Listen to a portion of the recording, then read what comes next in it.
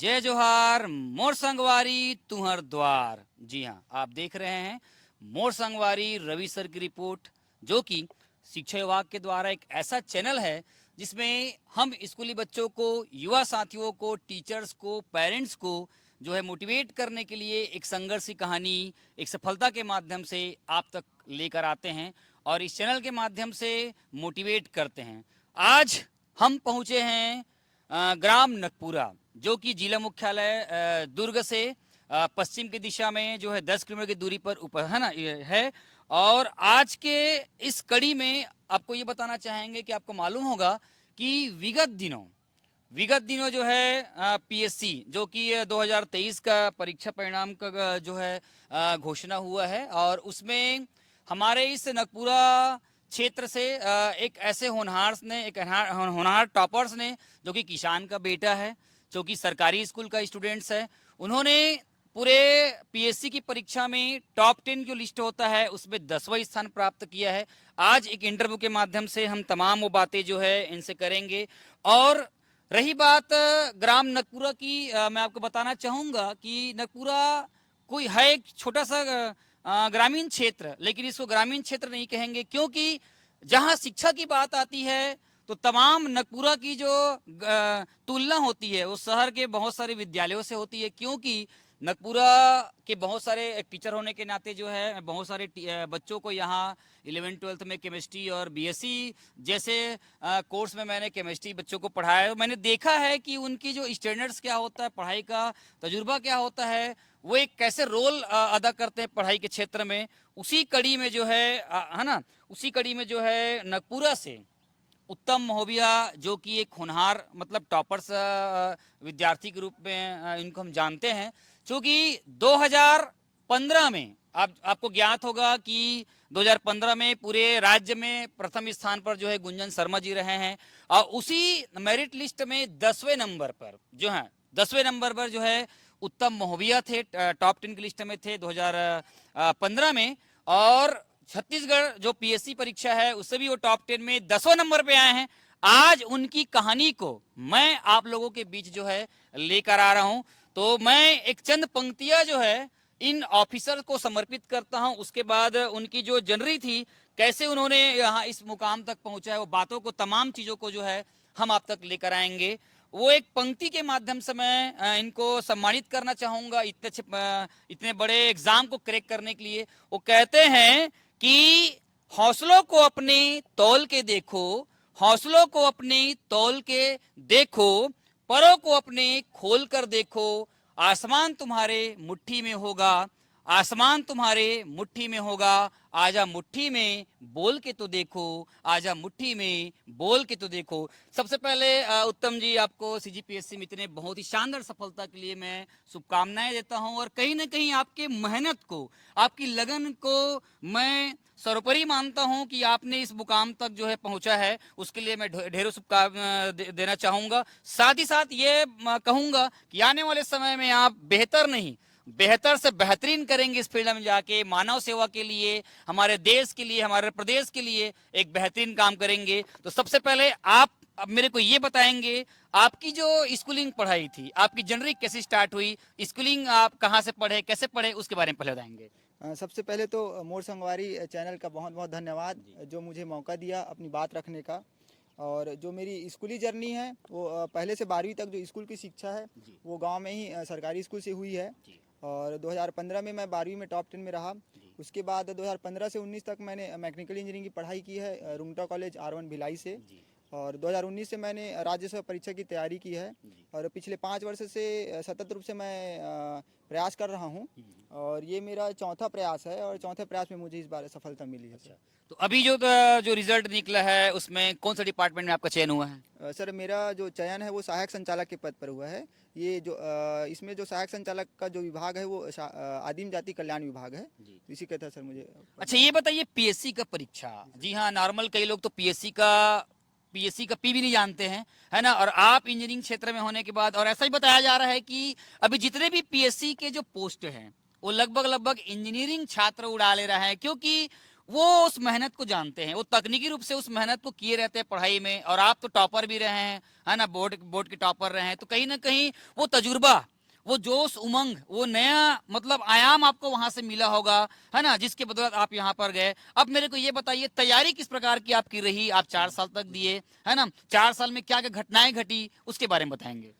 Sir, जैसे आपने कहा कि जो इंजीनियरिंग क्षेत्र से आ रहे हैं उनका सिलेक्शन हो रहा है, जी। तो इंजीनियरिंग में क्या है, एक जो प्लानिंग है ना, जो स्ट्रेटेजी है हम्म। और जो सीखने की ललक है, ये इंजीनियरिंग हमको सिखाती है। जी। और राज्य सेवा की परीक्षा भी एक मैराथन जैसी है, जी। तो यहाँ पे सीखने की ललक, अनुशासन, तो इन सब चीज़ों का बहुत महत्व रहता है। जी। और जहाँ तक बात है मेरी तैयारी की, तो पिछले 5 साल से मैं तैयारी कर रहा हूँ, और इस दौरान कुछ बार असफलता भी मिली है, कुछ बार सफलता भी मिली है। लेकिन जो मोरल ऑफ द स्टोरी कहूँगा, तो ये है कि निरंतरता रहनी चाहिए, कि विद्यार्थी में अनुशासित रहना चाहिए उसको, और आत्मविश्वास के साथ अपने ऊपर ये भरोसा रखना चाहिए कि एक दिन मैं बिल्कुल कर पाऊंगा। आप यहाँ तक पहुंचे, कहीं ना कहीं आपका जो बेस है वो स्कूलिंग पढ़ाई है।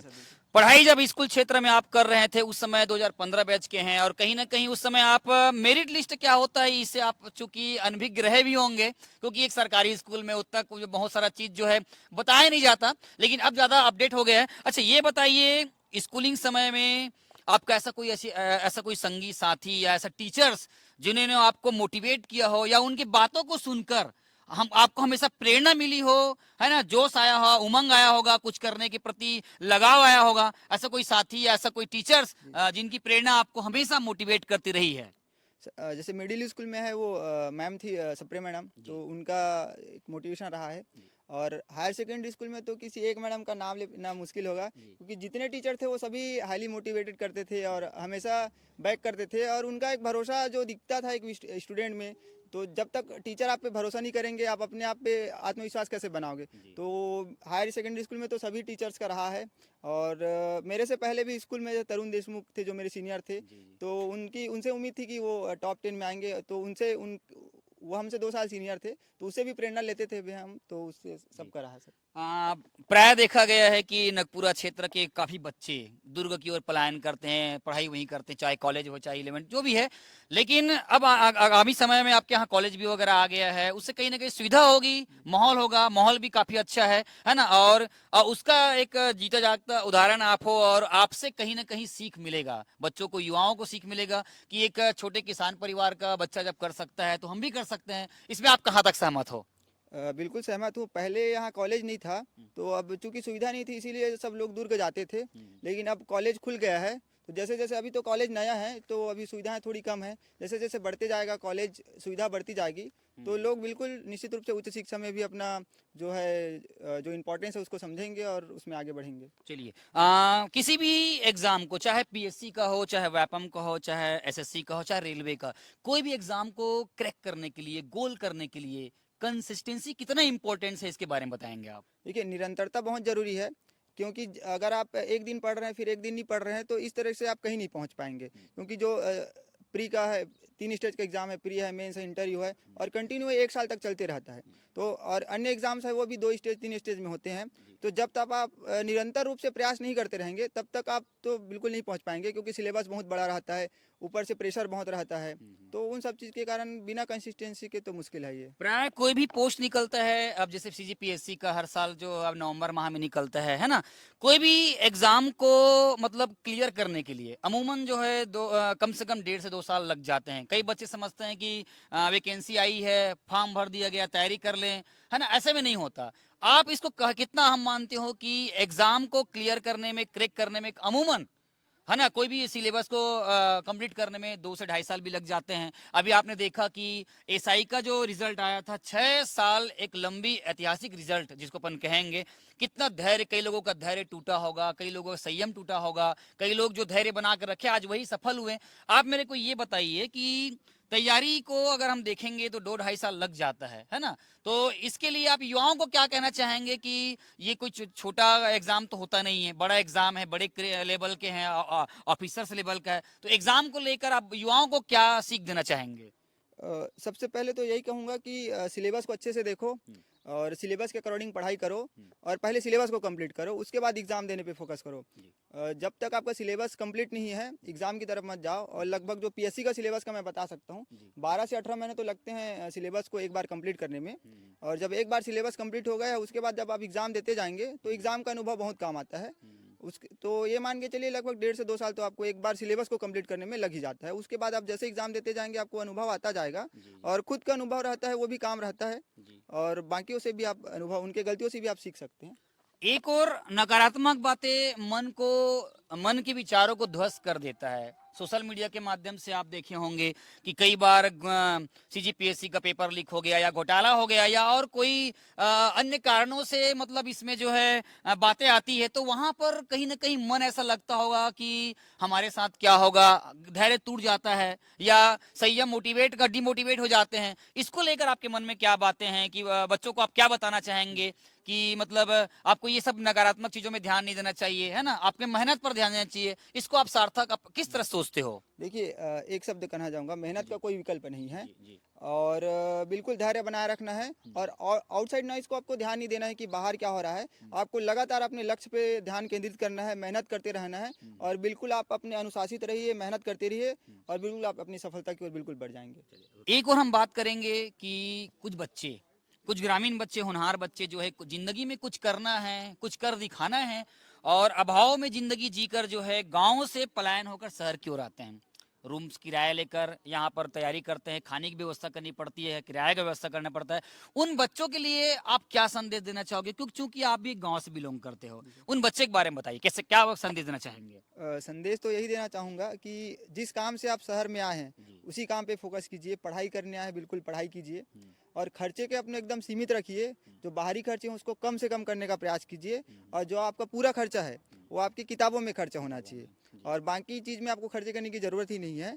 और जिस लक्ष्य के लोग लेके आप शहर में आए हैं उस लक्ष्य पे फोकस रहिए और आपका खर्चा सिर्फ आपके लक्ष्य की प्राप्ति में होना चाहिए। ठीक है सर। एक और सोशल मीडिया, जी हाँ, सोशल मीडिया में आज कई पैसे भी कमा रहे हैं, कुछ पढ़ाई भी कर रहे हैं और कुछ मुझे ऐसा लगता है कि पैसे कमाने से ज्यादा या पढ़ाई करने से ज्यादा अगर कोई है तो अपना टाइम वेस्ट करने वाले भी लोग हैं। उन लोगों के लिए आप क्या कहना चाहेंगे? मतलब ये है कि मतलब सोशल मीडिया आप भी यूज करते होंगे, तो अभी के डेट में पढ़ने लिखने वाले बच्चों के लिए सोशल मीडिया कितना सार्थक है, उनकी सार्थकता पर आप प्रकाश डालिए। चूंकि तमाम वो युवा साथी हम आपको देख रहे हैं तो उनको लगना चाहिए कि सोशल मीडिया हमारे लिए सार्थक भी है और अगर दुष्परिणाम है तो कैसे दुष्परिणाम, इसके बारे में बताएंगे? सोशल मीडिया का रोल तो अभी बहुत बढ़ गया है क्योंकि एग्जाम है वो करंट अफेयर ओरिएंटेड हो गए हैं और करंट अफेयर को हम अखबारों के माध्यम से कवर कर पाते हैं लेकिन पूरी तरीके से कवर नहीं कर पाते। तो उसके लिए टेलीग्राम हो गया, यूट्यूब हो गया, ठीक है। तो इसमें क्या है, आप सिलेक्टेड चैनल को ज्वाइन कीजिए और कंटेंट को आप बहुत ज़्यादा कंटेंट के पीछे ना जाके क्वालिटी कंटेंट के पीछे जाइए और सीमित चैनल 2 हो गया, 3 हो गया, जितने भी आप चाह रहे हैं सीमित चैनल को ज्वाइन कीजिए और उसी पे फोकस रहिए और समय है उसको भी बांध लीजिए कि एक दिन में मेरे को इतना समय इसमें देना है ऐसा करके। और रही बात इसके नकारात्मक यूज़ की, तो बहुत ज़्यादा समय आप सोशल मीडिया में देंगे तो अल्टीमेटली आप अपने लक्ष्य की ओर नहीं बढ़ पाएंगे। तो आप जैसे मनोरंजन के लिए यूज़ कर सकते हैं। दिन में आप पढ़ने से, कई बार होता है कि हम घर से बाहर आ रहे हैं तो मनोरंजन के लिए दिन में आप 1 घंटा पढ़ रहे हैं तो 2-4 मिनट आप देख लिए, तो आप दिन में एक समय बांध लीजिए कि मैं इतने समय मैं देखूंगा, तो आप मनोरंजन के तौर पे थोड़ा बहुत बिल्कुल देख सकते हैं, उसमें कोई मनाही नहीं है। वो कहते हैं कि चाहे सोशल मीडिया में हो, चाहे यूट्यूब में, चाहे और कोई अदर प्लेटफॉर्म में हो, कितना भी धुरंधर से धुरंधर टीचर्स पढ़ा दे लेकिन पढ़ना आपको पड़ेगा। बताया जाता है कि किताब से अच्छा दोस्त नहीं हो सकता। तो सोशल मीडिया में तो खैर आप वीडियो देख सकते हैं, लेकिन सोशल मीडिया और किताबों में अगर आपको दोनों को चयन करना है तो आप किसको चयन करेंगे? क्योंकि किताब एक अहम रोल है, क्योंकि कोई भी चीज को पढ़ने की एक सिलिका होती है ना, और वो चीज किताबों से मिलता है। क्योंकि किताबों में जो बातें कही गई है वो कोई ना कोई ऐसे इंसान के द्वारा तो बताया गया है, सैद्धांतिक प्रतिरूप है। उसके बारे में क्या कहेंगे, किताब के बारे में क्या कहेंगे? देखिए, अगर सोशल मीडिया और किताब का चूज करना है तो निश्चित रूप से तो मैं किताब का ही चूज करूंगा, क्योंकि जैसे सोशल मीडिया में हम कोई एक वीडियो देख रहे हैं तो उसको हम देख के छोड़ देते हैं, उसको हम नोट डाउन बहुत कम करते हैं। लेकिन अगर किसी चीज को हम किताब से पढ़ रहे हैं तो उसको 1 बार पढ़ेंगे, 2 बार पढ़ेंगे, 3 बार पढ़ेंगे, नोट डाउन करने में भी आसानी होता है। और अल्टीमेटली अगर सीजीपीएससी का बोलूँ तो मेंस 1400 नंबर का है, है, आपको 7 पेपर लिखने हैं, तो जब आप जो पढ़े रहेंगे उसी को तो लिखेंगे। तो और एक रहता है आंसर राइटिंग का, तो आपको शब्दों का चयन हो गया, तो जब अच्छी किताबें पढ़ेंगे तो आपके अच्छे शब्द आएंगे। तो बिल्कुल किताब आपको योगदान तो देगा मेंस में। आपकी चूक हो रही थी थोड़ी सी, मतलब आप बताए एक इंटरव्यू मैंने देखा कि वो चूक जो है आपके जो आंसर जो लिखते हो उसमें चूक हो रही थी, उसके बाद आपने आरटीआई के माध्यम से उसको आपने अवलोकन किया, ऑब्जर्व किया, तो उसमें आपने क्या पाया, क्या कमियां थी, उस कमियों को आपने कैसे दूर किया? देखिए वो जो मैं बताया था उसमें क्या लघु उत्तरीय प्रश्न मेरे अच्छे बन रहे थे। तो लघु उत्तरीय प्रश्न में आपको टू द पॉइंट आंसर देना रहता है, फैक्ट ज्यादा रहते हैं। और जो दीर्घ उत्तरीय प्रश्न है उसमें आपको फैक्ट के साथ एक आंसर राइटिंग का जो प्रारूप है, जो सीक्वेंसिंग है, उन सब पे फोकस रहना पड़ता है। आप एंडिंग कैसे कर रहे हैं, आप इंट्रोडक्शन कैसे दे रहे हैं, बॉडी कैसे बना रहे हैं, तो वो उसमें मेरा था कि जो एक कंसिस्टेंसी चाहिए आंसर में वो नहीं आ रही थी, उसके कारण मार्क्स थोड़े कम आ रहे थे। तो मैंने अपनी आरटीआई कॉपी देखी, जो अन्य टॉपर्स है उनकी आरटीआई कॉपी देखी, तो उससे ये देखा कि जो एक पैटर्न है आंसर लिखने का, जो सही पैटर्न मुझे 4-6 आरटीआई कॉपीज में दिखी जो टॉपर्स की, वो मेरे में मिसिंग लगा।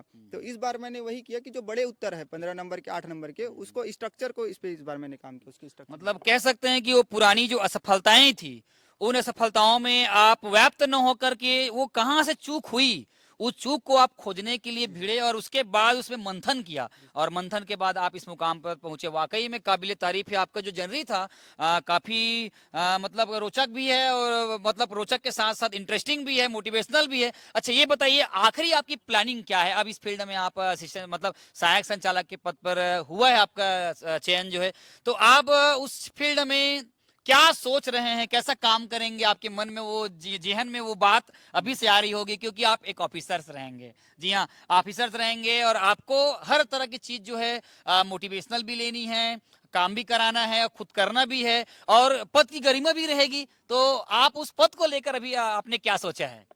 ज़्यादा तो कुछ अभी सोचा नहीं है, लेकिन ये निश्चित रूप से डिसाइड करके रखा हूँ कि जिस उद्देश्य से मैं आ रहा हूँ, जहाँ से मुझे प्रेरणा मिली है, तो उसको बिल्कुल मैं निराश नहीं करने दूंगा। और जो मेरी क्षमता है, जो काबिलियत है, उससे मैं जितना बेहतर कर सकूँ अपने राज्य के विकास के लिए, देश के विकास के लिए, बिल्कुल मैं अपनी पूरी क्षमता के साथ उसमें कार्य करूंगा। आखिरी सवाल पूछना चाहूंगा, अभी वर्तमान में 10वीं 12वीं में जो बच्चे होंगे, मेरिट लिस्ट में आना चाहते हैं, उनको उनके लिए क्या संदेश देना चाहेंगे कि मतलब मेरिट लिस्ट हो या एक नंबर का है, वो एक केवल आंकड़े होते हैं, है ना? जरूरी नहीं कि मेरिट लिस्ट में आने वाले ही टॉप करते होंगे या कम परसेंटेज वाले भी टॉप कर ले। तो उनकी तैयारियों को लेकर आप क्या संदेश देना चाहेंगे, ताकि छोटे हमारे भाई भैया बहन जो है वो मोटिवेट हो सके? उनके लिए 2 शब्द क्या कहेंगे? देखिए अभी बोर्ड परीक्षा में तो लगभग 2.5 माह का ही समय बचा है, तो अभी तो आपका पूरा पूरा फोकस है पढ़ाई पे होना चाहिए, बाकी सब काम को छोड़ दीजिए और 2.5 महीने का टाइम टेबल बना लीजिए।